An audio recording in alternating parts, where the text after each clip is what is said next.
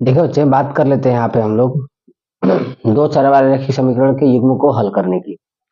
तो दो चर वाले रैखिक समीकरण के युग्म को हल करने की अनेक विधियां हैं, लेकिन यहाँ पे कक्षा 10 में जो हम लोग मैथमेटिक्स जानते हैं, यहाँ पे हमको मतलब कि लगभग 3 विधियों का हम लोग क्या करते हैं, प्रयोग करते हैं। पहला हमारा विधि होता है विलोपन, दूसरा होता है हमारा प्रतिस्थापन और तीसरा का होता है बजगुणन। फिर और समय तो कई विधियों का हम लोग प्रयोग करेंगे, लेकिन यहाँ पे हमको जो पढ़ना है वो सिर्फ 3 ही विधि का प्रयोग करना होता है, क्योंकि बोर्ड एग्जाम में हमको 3 विधि से कोई पूछता है। तो हम यहाँ पे सबसे पहले चर्चा कर लेते हैं कि विलोपन विधि क्या होता है। देखिए, विलोपन से ही पता चल रहा है, नाम से ही पता चल रहा है बच्चा कि विलोपन का मतलब होता है कि विलुप्त करना।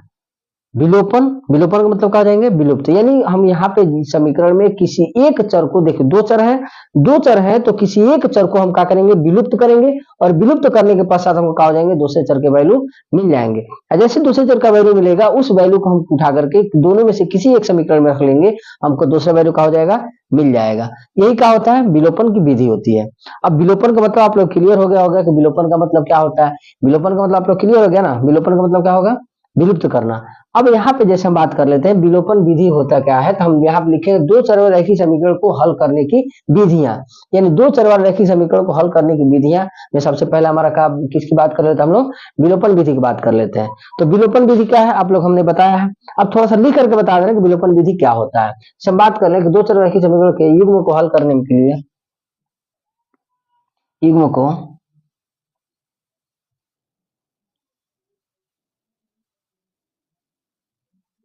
के लिए इस विधि में, इस विधि में, ये जो विधि है, इस विधि में दो दोनों समीकरणों में से किसी, दोनों समीकरणों में कर लें, दोनों समीकरणों में किसी एक चर के गुणांक को बराबर करते हैं। किसी एक चर के गुणांक को करते हैं, बराबर करते हैं। और बराबर करने के पश्चात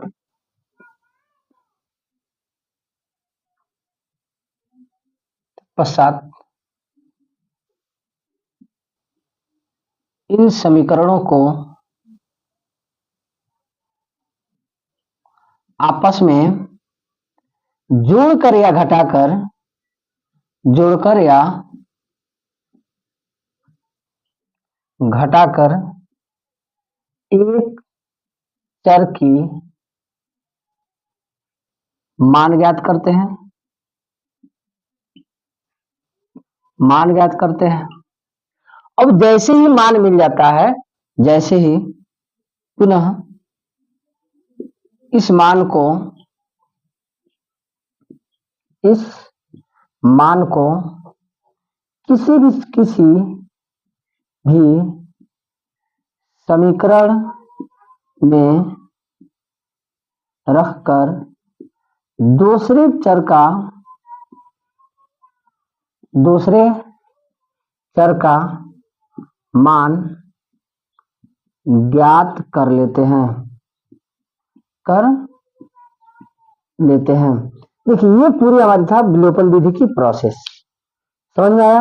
हमने कहा, क्या कहा था आप लोगों से कि कोई दो युग्म मतलब समीकरण होगा, उन दोनों युग्म समीकरण में से किसी एक के चर को क्या करेंगे, हम लोग बराबर करेंगे। और जैसे दोनों में से किसी एक चर का मतलब कि गुणांक बराबर होंगे, वैसे हम क्या करेंगे, परस्पर जोड़ या घटा लेंगे। अब जोड़ना कब है और घटाना कब है, अगर दोनों के गुणांकों का सिंबल यानी जो चिन्ह है अगर एक है तो हम क्या करेंगे, घटाएंगे। अगर दोनों के गुणांकों का अगर सिंबल क्या है, अलग अलग है, तो वहां पर क्या करेंगे, हम लोग जोड़ेंगे। बात समझ आ रही, जोड़ना कब है और घटाना कब है, याद समझ में आ रहा है आप लोगों को। अब यहाँ पे क्या करते हैं हम लोग, इसको हल करने की एक हम उदाहरण देते हैं। जैसे बच्चे हम बात कर लें कि 3x प्लस में 2y प्लस में 4, या 3x प्लस 2y कितना लिख लें, यहाँ पे 4 लिख लें। एक समीकरण, एक और समीकरण लिख लें हम लोग 5x, या यहाँ पे 4x प्लस में y इसका कितना लिख लें हम लोग, 7 लिख लें। हमको यहाँ पे एक समीकरण ये दिख रहा है और एक समीकरण ये दिख रहा है।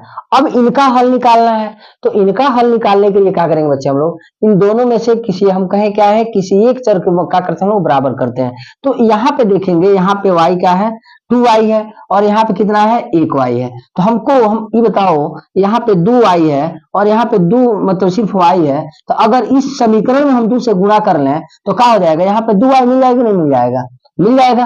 तो अब यहाँ पे लिखेंगे समीकरण 2 में क्या लिखेंगे बच्चे हम लोग, समीकरण 2 में कितने से गुणा करने पर, 2 से गुणा करने पर, 2 से गुणा करने पर। अगर इस समीकरण में 2 से गुणा करते, इसमें 2 से गुणा कर देंगे तो कितना मिल जाएगा, 2 से इसमें गुणा कर देंगे तो 2 चौको 8x प्लस में कितना मिल जाएंगे आपको, 2y प्लस कितना मिल जाएंगे, इक्वल टू 2 सत्य कितने मिल जाएंगे, 14। इसको क्या बनाएंगे, समीकरण 3। बात समझ में आ रहा है। अब देखिए हमने इसको बना लिया ये। अब जैसे ये बनाया, हम क्या कहे हैं कि विलुप्त करना है, यानी विलुप्त मतलब क्या करेंगे, यहाँ पे देखिए 3 में से हम क्या करेंगे, 2 को 1 को घटा ले, क्या लिखेंगे यहाँ पे, समीकरण 3 माइनस समीकरण क्या कर लेंगे हम लोग, 1 कर लेंगे। और जैसे ही 3 में से 1 को घटाएंगे क्या मिल जाएंगे आपको, 8x प्लस में 2y बराबर कितना मिल जाएंगे, 14। फिर कितना मिल जाएंगे, 3x प्लस में 2y बराबर कितना मिल जाएंगे आपको, 4। बात समझ में आ रहा है। जैसे हम घटाते हैं बच्चा, चिन्ह का होता है, बदल जाता है। तो अब यहाँ पे देखिए, यहाँ पे प्लस है तो क्या हो जाएगा माइनस, यहाँ प्लस है तो क्या हो जाएगा माइनस, और यहाँ पे प्लस है तो क्या हो जाएगा माइनस। अब जैसे बदलेगा देखिएगा, 8 गो में से, अब देखिए इसका सिंबल प्लस था, माइनस हो गया, तो 8 में से 3 चला जाएगा, कितना मिल जाएगा आपको, 5x। यहाँ पे 2y से 2y का हो जाएगा, कट जाएगा, और बराबर 14 में से 4 जाएगा, कितने मिल जाएंगे आपको, 10 मिल जाएंगे। यहां तक तो समझ में आ रहा है आप लोग को। अब जैसे यहाँ करेंगे बच्चे हम लोग, तो 5x बराबर कितने मिल जाएंगे, 10 मिलेंगे। 5 को उधर भेज दें तो x बराबर कितने मिल जाएंगे, 10/5। काट दें बच्चे, कितने मिल जाएंगे, 2। अब बताइए यहाँ पे 2 मतलब मान मिल गया कि नहीं मिलेगा, x का मान कितना मिला, 2 मिला ना। अब इस 2 की वैल्यू, ये जो x की वैल्यू जो 2 आई है, इस वैल्यू को हम उठा करके इसमें इसमें या इसमें, तीनों में से किसी में रख देंगे, हमको मान का हो जाएंगे, मिल जाएंगे।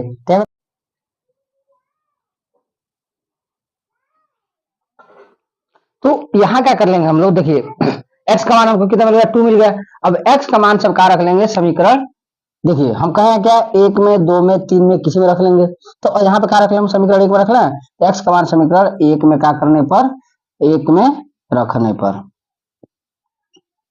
अब 1 में रखेंगे बच्चा, तो आपका समीकरण क्या यही है ना, कितना मिल जाएंगे, 3, और इंटू x का वैल्यू कितना आया है, 2 प्लस में 2y इक्वल टू में 4। आ रहा है समझ में।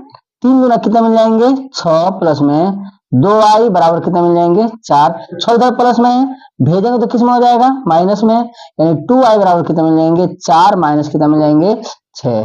यानी 2y बराबर कितना मिल जाएंगे, 6 में से 4 में से 6 जाएगा तो कितना मिल जाएंगे, माइनस में 2। 2 को भेज लें तो y बराबर कितना मिल जाएंगे, माइनस में 2 बटा कितना मिल जाएंगे, 2 काट देंगे, y बराबर कितना माइनस में 1।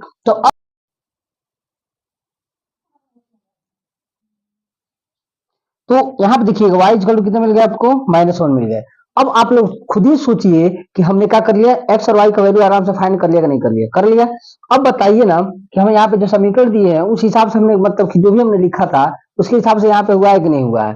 तो अब देखिए हमने कहा था कि 2 चर वाले रैखिक समीकरण के युग्म को हल करने के लिए इस विधि में क्या करेंगे हम लोग, दोनों समीकरण में से किसी एक चर के गुणांक को पहले क्या करेंगे, बराबर करेंगे। तो अब यहाँ पे देखेंगे हम लोग कि यहाँ पे 3x प्लस का दिया, 2y इक्वल टू 4 दिया हुआ है, और यहाँ पे क्या दिया हमको, 4x प्लस में y इक्वल टू 7 दिया हुआ है। तो अब बताइएगा यहाँ पे कितना है, 2 है, और यहाँ पे कितना है, सिर्फ 1 है। तो अब बताइए इन दोनों को बराबर करना पड़ेगा नहीं करना पड़ेगा। अगर इन दोनों को बराबर करते हैं तो यहाँ पे हमको कितना से गुणा करना पड़ेगा, इस समीकरण हमको 2 से गुणा करना पड़ेगा। अगर हम इसको बराबर करते हैं तो यहाँ पे 3 और यहाँ पे कितना है, 4 है। तो अब इसमें हमको 4 से गुणा करना पड़ेगा, और इसमें कितने से गुणा करना पड़ेगा, 3 से गुणा करना पड़ेगा। तो अब बताइए कि इसमें 3 से, इसमें 4 से करेंगे और फिर इसमें 3 से करेंगे, उससे बेहतर क्या है कि हम इसमें सिर्फ क्या कर लें, यहाँ पे 2y से गुणा कर लें, मतलब 2 से गुणा हो जाएगा तो आसानी से बन जाएगा, नहीं बन जाएगा। तो अब यहाँ पे क्या करते हैं हम लोग, यहाँ पे लिखेंगे समीकरण 2 में क्या करने में, 2 से गुणा करने पर।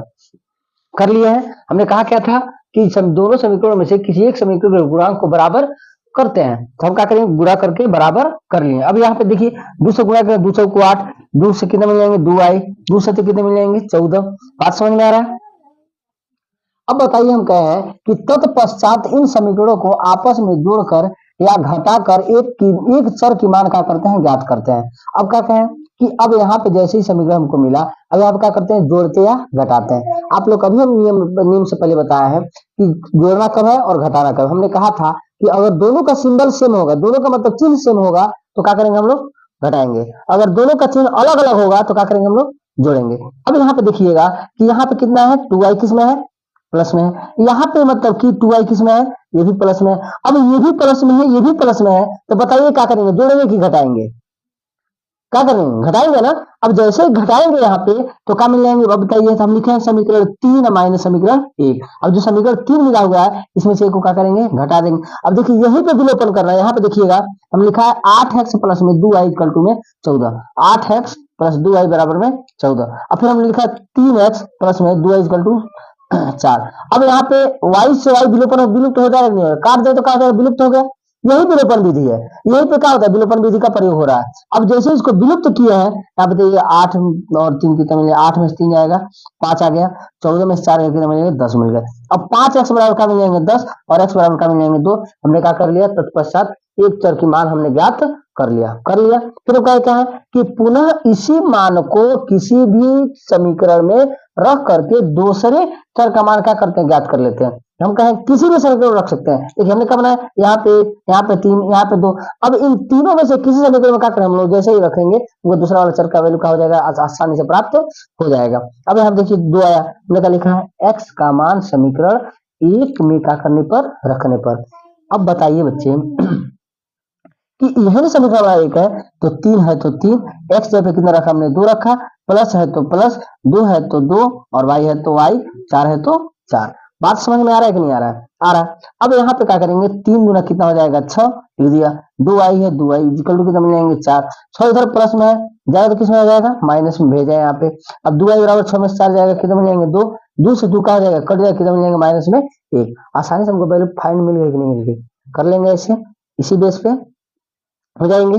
अब अगले टर्म में आप लोग बताते हैं कि प्रतिस्थापन विधि क्या होता है, विलोपन विधि। आई होप आप लोग बहुत अच्छे समझ गए होंगे। और इस पे एक और क्वेश्चन आप लोग करके दिखा दे रहे हैं। जैसे मान लीजिए बच्चे, हमने यहाँ पे ले लिया 5x प्लस में 2y प्लस इक्वल टू 8। फिर हमने ले लिया 3x प्लस में 7y इक्वल टू में 9।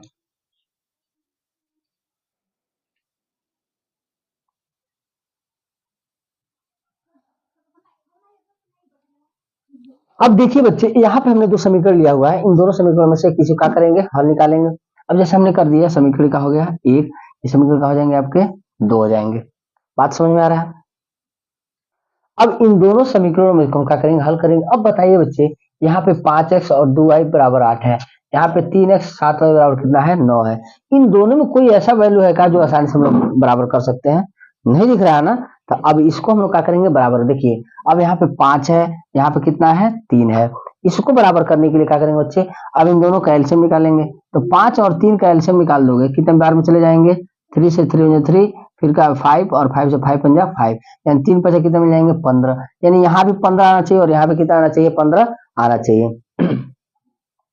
अब बताइए यहाँ पे 15 लाने के लिए कितने से गुणा करना पड़ेगा, 3 से। और यहाँ 15 लाने के लिए कितने से गुणा करना पड़ेगा, 5 से। क्या लिख लेंगे, समीकरण 1 में कितने से, 3 से, तथा समीकरण 2 में, समीकरण 2 में कितने से करेंगे हम लोग, 5 से गुणा करने पर।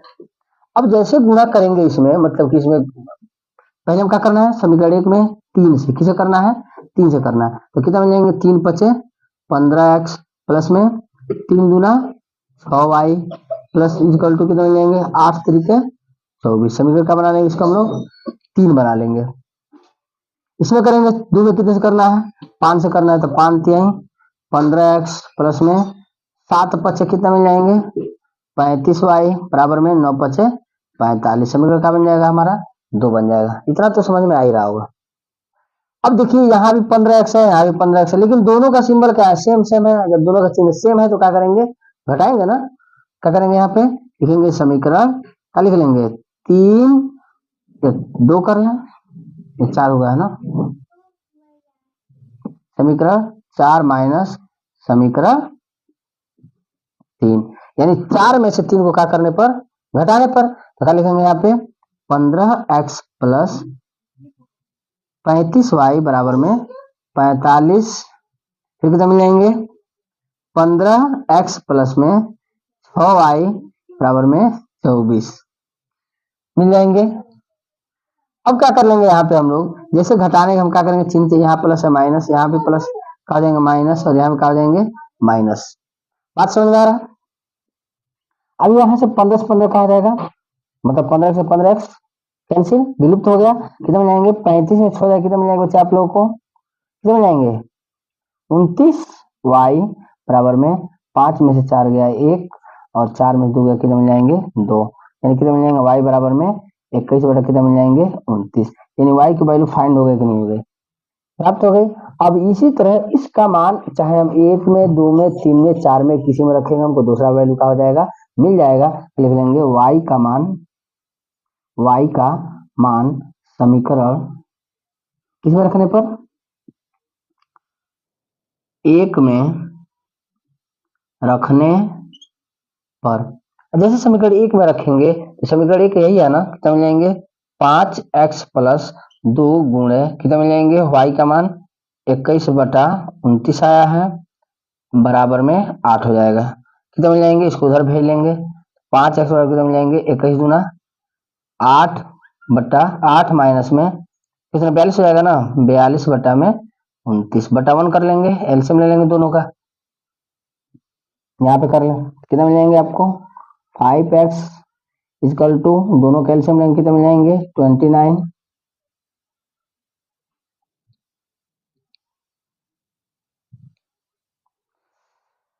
मिल जाएगा। अब क्या कर लेंगे हम लोग, 8 29 गुणे 8, फिर कहा जाएगा माइनस कितना मिल जाएंगे 42, गुणा कर लेंगे कितना मिल जाएंगे 5x बराबर में 8 9 72 के 2 और 8 दूना 16, 16 और 7 कितना मिल जाएंगे 23, माइनस कितना मिल जाएंगे 42 बटा में 29, 2 में से 2 गया 0, 3 13 में 4 गया 9, कितना मिल जाएंगे 190 बटा कितना मिल जाएंगे 29, 5x 5 को भेज लेंगे, x बराबर कितना मिल जाएंगे 190 बटा में 29, गुणा कितना मिल जाएगा 5, 5 से काट दें 5 तिहाई 15, 4 बच जाएगा और 40 हो जाएंगे, 5 8 है 40, x की वैल्यू का हो जाएंगे, आसानी से मिल जाएंगे। बात समझ में आ रहा है, आसानी से इसको कर लेंगे, कोई दिक्कत नहीं है, विलोपन भी तो पूर्ण से समझ में आ गया। अगर कहीं पे दिक्कत रह गई है तो उसको आप लोग कमेंट करके बता दीजिए, सर यहाँ दिक्कत है, उसको हम क्या करेंगे, फिर उस पर एक और मतलब की वीडियो बना के बता देंगे ताकि आप लोग क्लियर हो जाए। इस पे कुछ क्वेश्चन हैं, हम क्वेश्चन अगले वीडियो में आप लोग को बताएंगे किस विधि से क्वेश्चन लगने वाले हैं, क्वेश्चन कैसे कैसे आएंगे। तो अगर आप लोग इसको सब्सक्राइब करते हैं और शेयर करते हैं तो बेहतर होगा, क्योंकि सपोर्ट तो सबको चाहिए और सपोर्ट तो करना चाहिए भाई, तभी तो हम लोग आगे बढ़ेंगे। वीडियो मिल रहा है तो भाई सपोर्ट तो करना पड़ेगा, तो आप लोग शेयर भी कीजिए, कम से कम 10 शेयर कीजिए और सब्सक्राइब तो कराना ही पड़ेगा भाई, वो भी जरूरी है, आखिर कराएंगे तभी तो हमारा भी कुछ फायदा होगा। तो बेहतर है कि आप लोग ज़्यादा से ज़्यादा सब्सक्राइब भी करें, और अच्छे से मैथ अगर आप लोग मतलब कि सब्सक्राइब करते हैं तो हमारा भी भाई मनोबल बढ़ेगा, और जब बढ़ेगा तो हम क्या करेंगे, अच्छे से अच्छे वीडियो क्या करेंगे, लाते रहेंगे। वैसे कोचिंग में हमारे बच्चे बहुत अच्छे से हर साल रिजल्ट भी देते हैं, तो हम चाहते हैं कि वो रिजल्ट सिर्फ वही बच्चे नहीं सारे बच्चे पाएं, इसके लिए हम लोग को कुछ बेहतर करना होगा, और बेहतर तभी हो पाएगा जब आप लोग सपोर्ट करेंगे, आप लोग सपोर्ट नहीं करेंगे तो बेहतर नहीं हो पाएगा। बेहतर यही है कि आप लोग कुछ करें, सबसे मतलब कि रिक्वेस्ट है कि आप लोग इसको मतलब ज़्यादा से ज़्यादा शेयर करें और मतलब सब्सक्राइब भी कराएं, ताकि मतलब कि मेरा भी वीडियो मतलब कि यूट्यूब चैनल मोनेटाइज हो ही जाए ना। जब तक नहीं होता है तब तक कुछ ना कुछ आप लोग को भी करना होगा, मेहनत हम भी कर रहे हैं, मेहनत आपको भी करना होगा।